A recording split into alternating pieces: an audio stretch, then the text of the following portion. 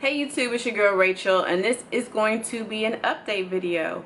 An update on my tummy tuck and liposuction surgery that I had 3 years ago. If you are interested, please stay tuned. I'm gonna give you a little rundown. I maintain everything. I did have some ups and downs.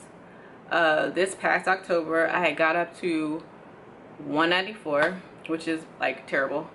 And basically I wasn't really exercising and eating properly, and I just really didn't care. Like, it really wasn't something that I just cared about doing. When I gained the weight, my stomach was a little bit bigger. I didn't really measure it, and I didn't really care to, but I didn't. But I mean, it's obvious it was bigger. I was in bigger clothes. So and around that time, I decided to get a personal trainer. I know that's not in everybody's budget. I know everybody can't afford that, but it was just an option that I wanted to do. I really just felt like I needed somebody to be on top of me, pushing me to really do the work. So I had a trainer for about 6 months.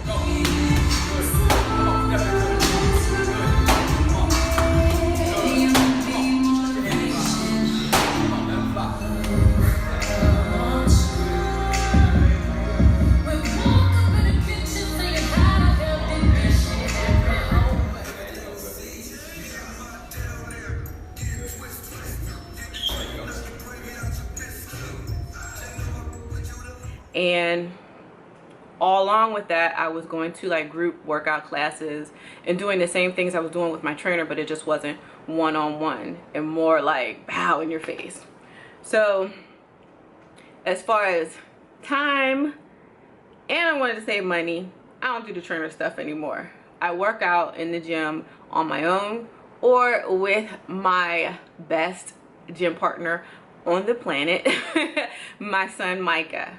So those are the things that I've been doing. So when I started working back out with my trainer, I was able to definitely lose weight. I lost about 20 pounds, and I changed my diet. So as far as, let's get into what you're here for. You might not be here for all of that, but let's get into what you're really here for. Swelling.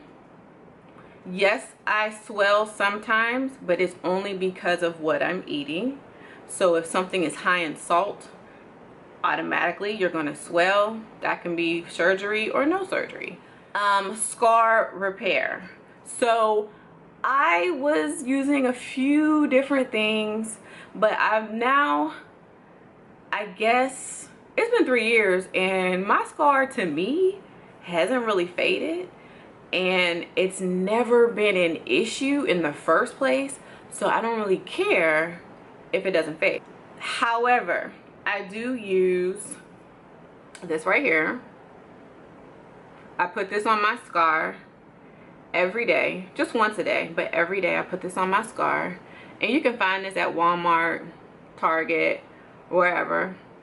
I like the way it smells, I like the way it feels, but I put this on my scar every day. And I also put it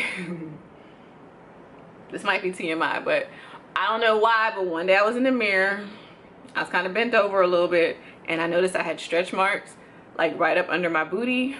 And I was like, So I started putting this there. Now I have noticed that my stretch marks have lightened up. I have noticed that.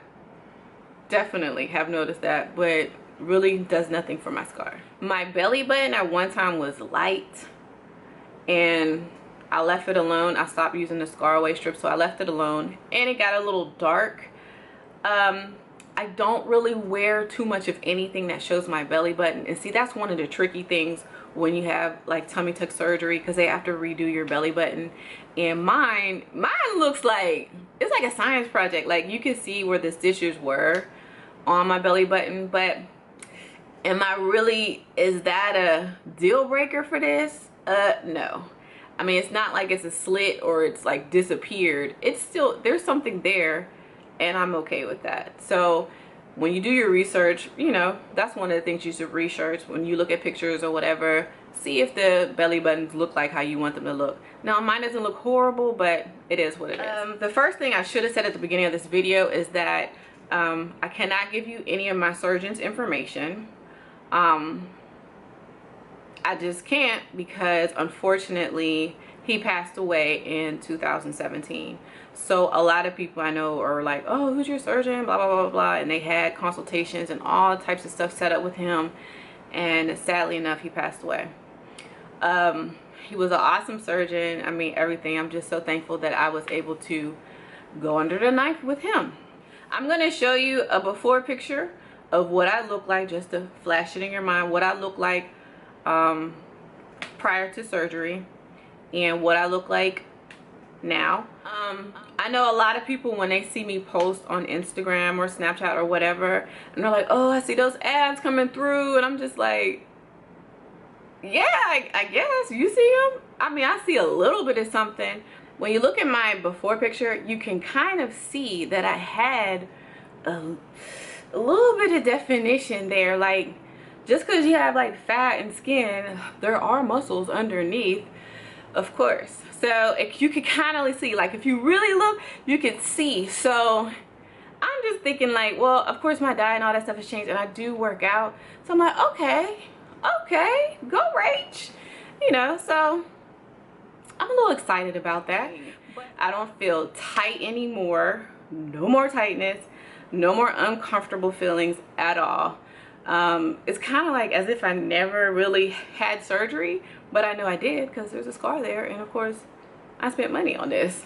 Throughout my recovery after the surgery, I wore this band, and again, this is primarily like a workout band, but I didn't wear it for workout. I wore it for like compression, because you can control the compression with this Velcro on here, and you can pull it as tight as you want to, make it looser, etc, etc, because sometimes those corsets, that's a little bit too much, especially after you have surgery, like a tummy tuck. Now liposuction, if that's all you have, then maybe that's okay, but a tummy tuck, you actually and then you know, all of that stuff that goes along with that. So I don't really suggest that you wear one of those. If you are interested in one of these belts, I do have a coupon code below so you can get a discount. My current weight is now 170. I've been trying to get back to the 160s. Prior to surgery, I was like 165, and I have never seen the 160 since. Well, I did get on the scale this morning. I was 169.8, but we'll just say that's 170. And I have added intermittent fasting. You'll have to look that up. There's plenty of videos here on YouTube. I was trying the keto thing along with intermittent fasting, but I'm not really that interested in keto, especially because my workouts are so extreme. I need more carbs than what the keto diet wants you to have. So I do a high protein, high good fat, and low carb diet. So that's what I'm doing right now. The last 2 weeks I did the intermittent fasting. When I came home off of vacation, I was 177, and I was on my cycle, so that goes up and down. When I started the intermittent fasting, I think I got to like 174, and now I am, I'll say, a solid 170, and just really trying to get to the 160s. I think that's where best for me to go. I don't do as much cardio as I should, but I really don't want to lose that much weight, because cardio equals losing weight. I'm just trying to tone and strengthen my body. So I will insert some clips of just Micah and I working out. Back tights. We were getting our abs tight a couple days ago. Now it's back. Gotta keep the back looking sexy. Keep the core tight. Yes. Back up.